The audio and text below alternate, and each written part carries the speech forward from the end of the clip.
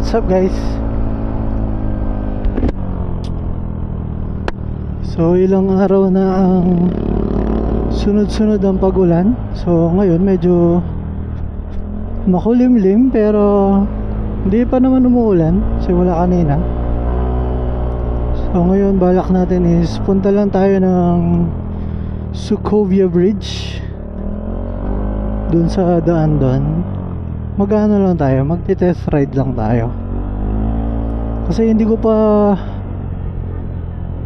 nata-top speed tong bago nating pulley tsaka yung bagong tono natin ng panggilid. Dami kasi nagtatanong ano daw yung tono ng panggilid natin. Bali gusto ko muna kasing makuha yung top speed nya bago ko i-reveal yung CVT natin, no? So at least para kung sakaling ibigay ko yung tono ng ating panggilid is meron na tayong masasagot kung ano yung nakuha nating top speed sa ganung settings, di ba? O yun, try lang natin doon kasi doon mahaba yung daan tapos wala kang masyadong kasabay para mas safe, di ba? Although mas safe talaga sa racetrack, kaso wala naman tayong pang racetrack, no? So doon na lang sa mahaba yung daan tapos bihira lang yung may kasabay, doon na lang, at least yun. Kung sakasakali wala kang tatamaan, wala kang mape-perfection. O yan, try lang natin doon. Pero hindi advisable na doon kayo magano, ha. Ito lang kasi yung naisip ko. Yung settings kasi natin ngayon is pulley natin is HIRC. Tapos yung bola natin is combination siya ng 10 and 11. Yan, tapos nakalimutan ko na kung may magic washer ba nakalagay. So siguro sa mga susunod na araw niyan magsi-CVT cleaning tayo, ma-check natin doon. Tapos naka 1.5 tayo ng center at clutch spring, no? Yan, opo, pareho pong 1.5. Kaya medyo gigil ang ating pipe, no? Lumabas yung tunog niya. So yan, pareho 1.5 po center and clutch spring natin. Tapos naka-bell tayo ng RS8, yung kulay black. Di ko alam anong pangalan kasi may ibang version na ngayon.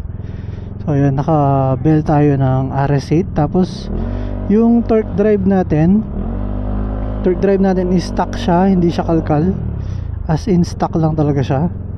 So yun yung ating CVT set. Daan tayo ulit dito sa gilid ng SM Clark para maano tayo, makapag-shortcut tayo dun sa may papuntang airport para mas mabilis. Balikan ko kayo guys mamaya kapag malapit na tayo.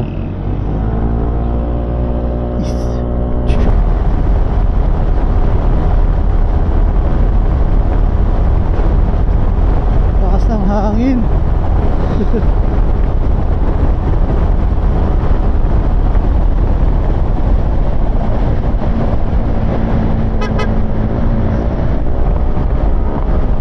So dito guys, no, na pag 115 natin siya, tapos malakas yung hangin, matagtag ng konti yung daan. So okay naman, kahit 115 nga lang okay na ako.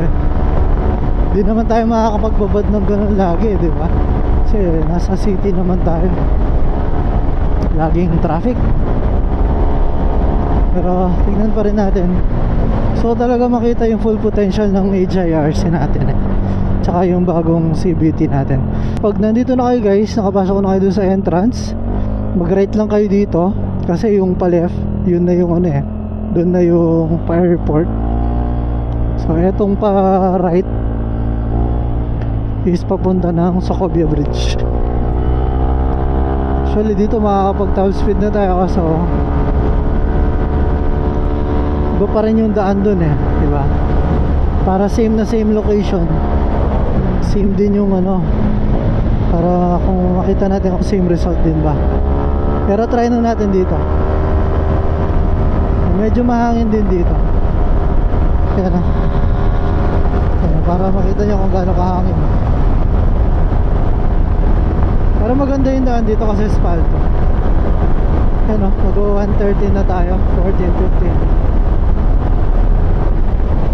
1:15 lang. Maikli yung daan. Kailangan natin habaan. Ayan, malapit na tayo sa Sacobia Bridge, guys. Although medyo gitna pa yun yung stretch na daan na yun. Pero check pa rin natin, no? Alright. Yan na, Sacobia Bridge na tayo, guys. Let's go.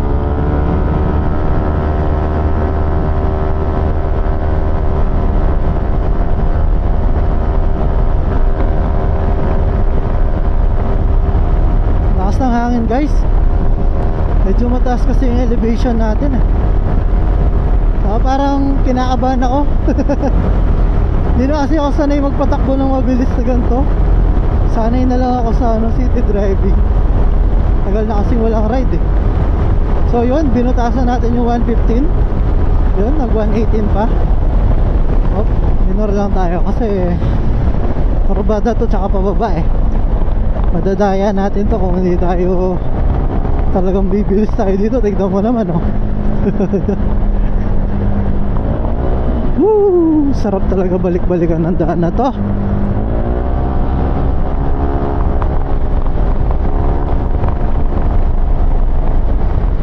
Banda dun pa yun, guys, yung pupuntahan natin.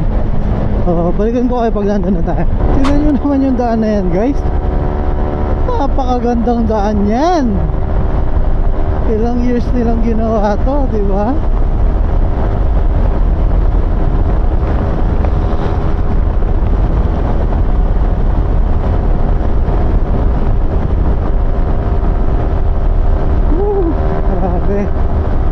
Sarap magmotor.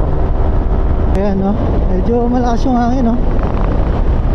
Siyempre, no? Mabilis tayo kaya malakas talaga yung hangin. Pero eto na yun. Eto na yung daan na to.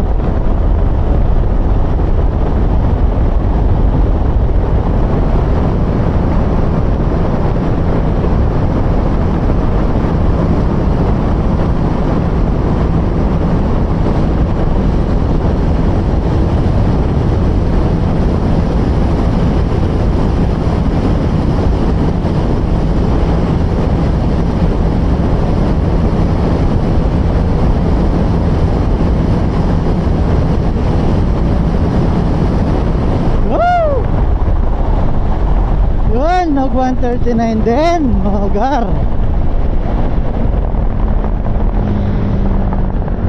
Sarap.